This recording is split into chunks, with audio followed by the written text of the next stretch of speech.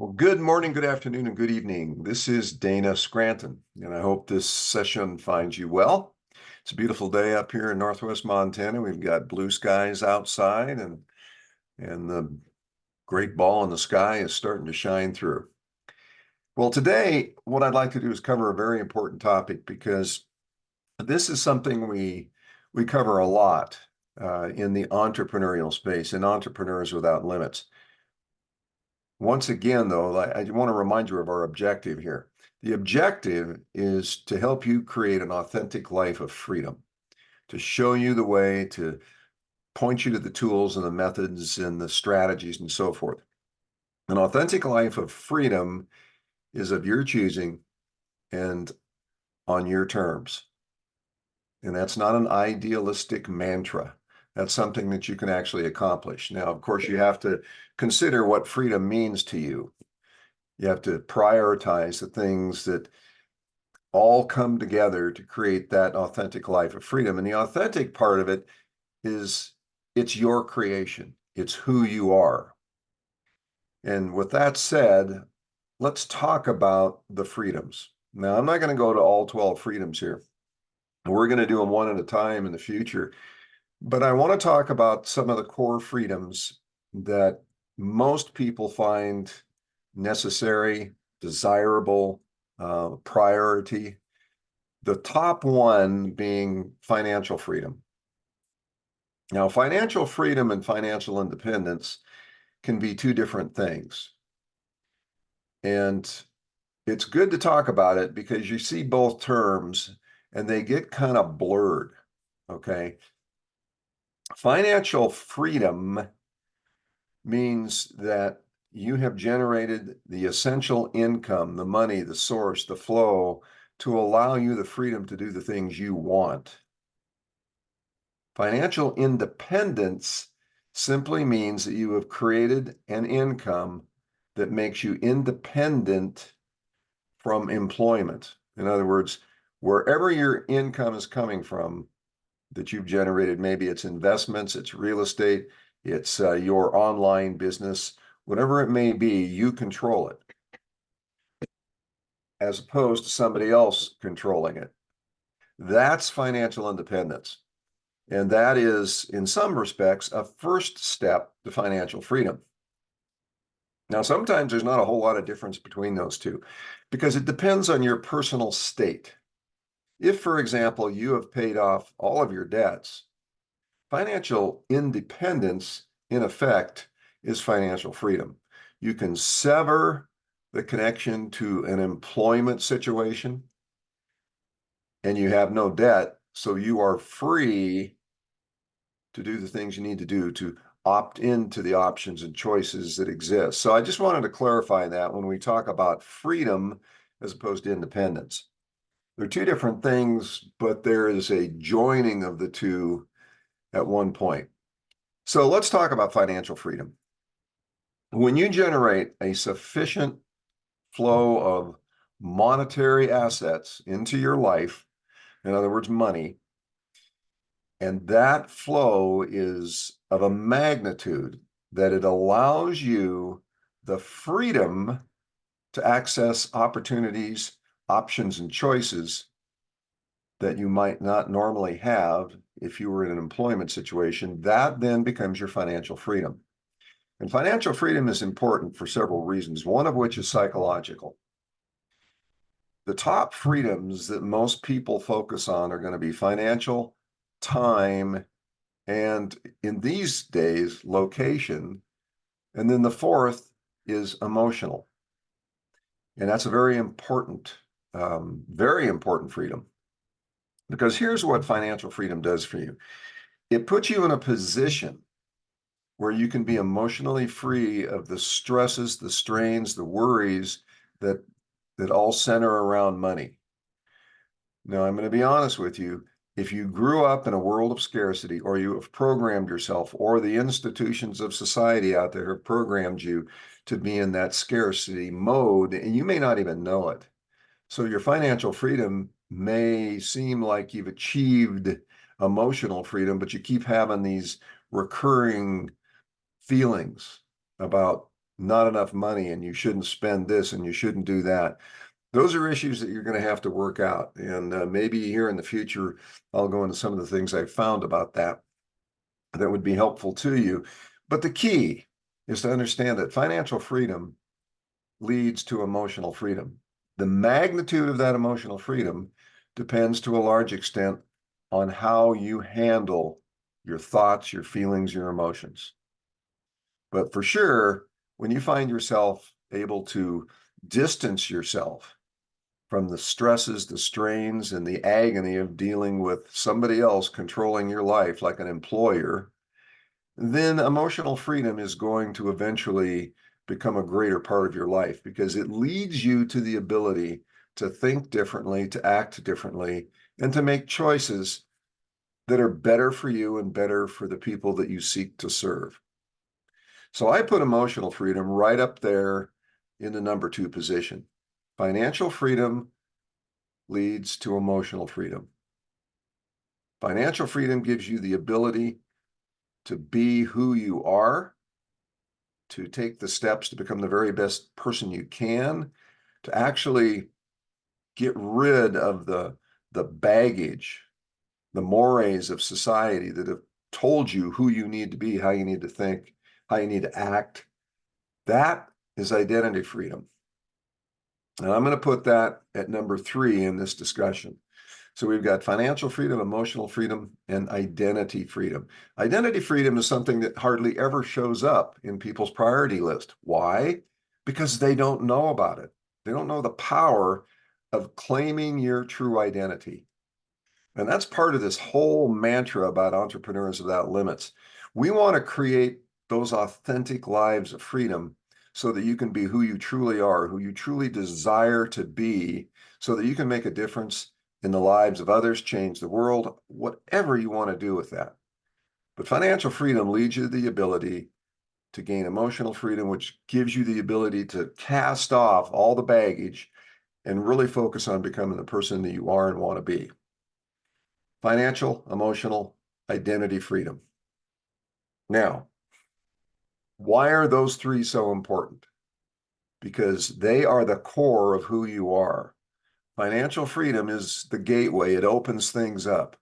But you take that combination of emotional and identity freedom, and you have a powerful core.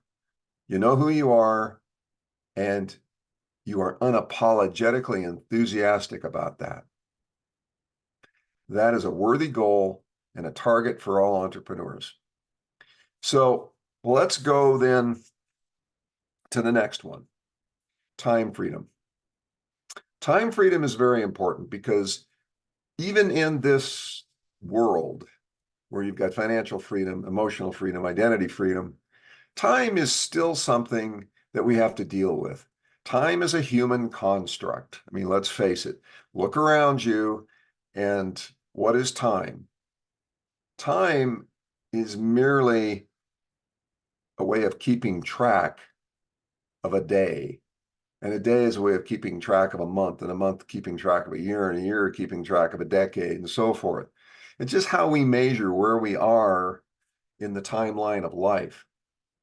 But there's another way to do that that's more important, more functional, more impactful.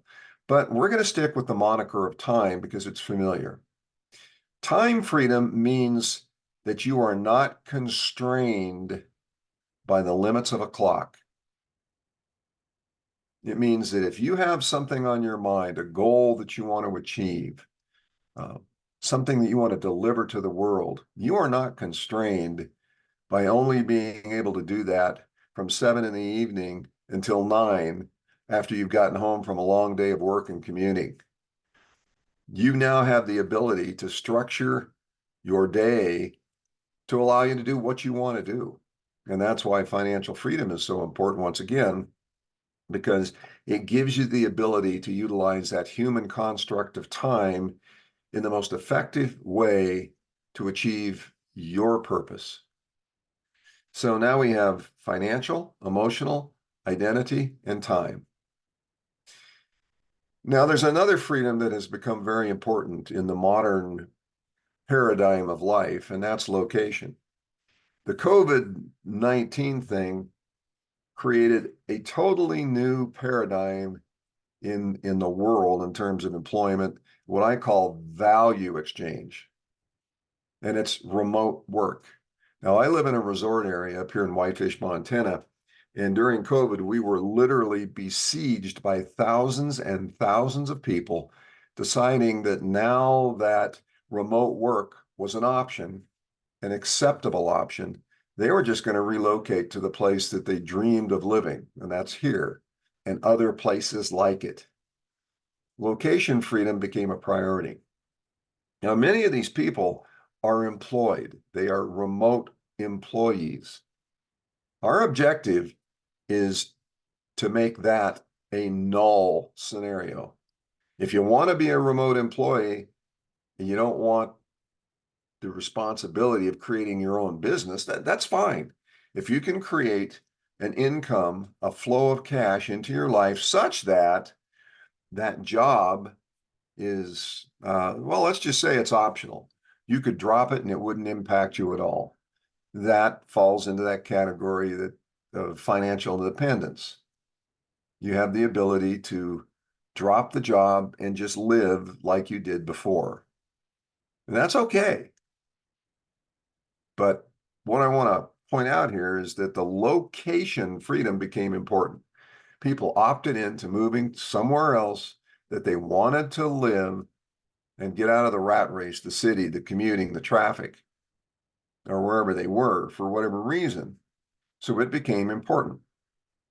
Location freedom to some of those people is a little bit of a myth. And why do I say that?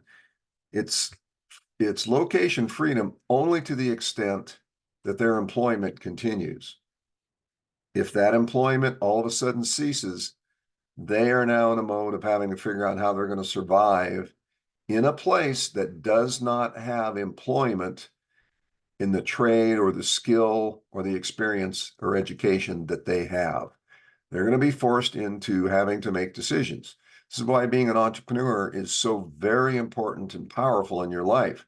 A solo entrepreneur in particular, because you then know how to manage all the options and choices and the opportunities that are out there.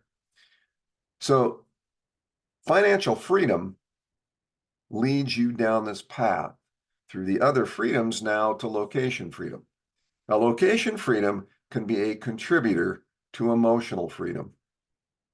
If you relocate to some place that doesn't stress you out, like the traffic, the noise, and the pollution of an urban environment, your emotional freedoms, your emotional state will be impacted positively.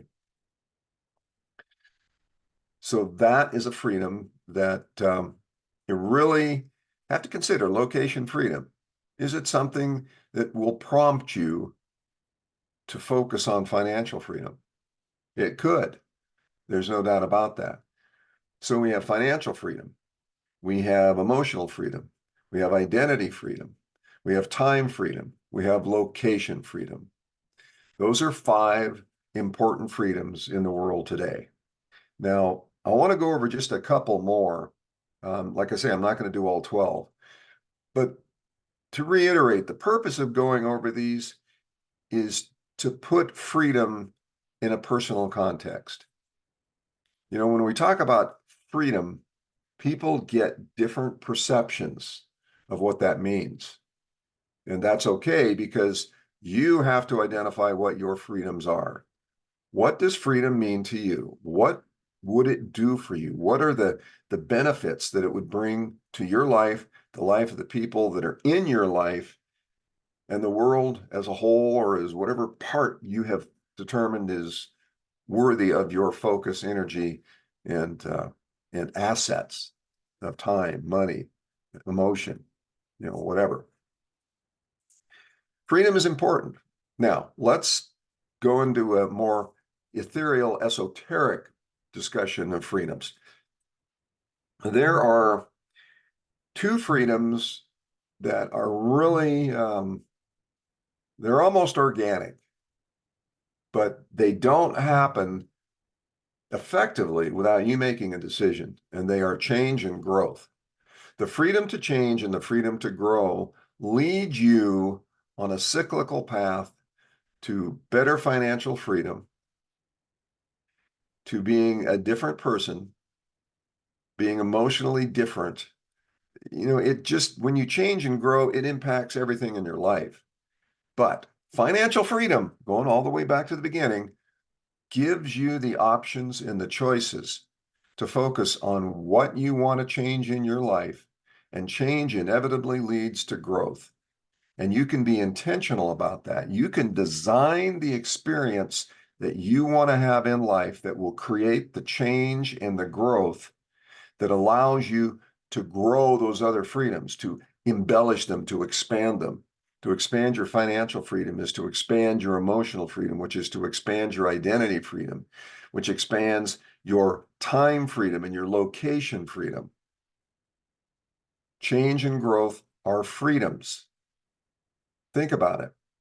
If you are someone who is an indentured employee of a company, you're working a 9 to 5 or an 8 to 5, and in the reality these days, it's more like 7 to 8.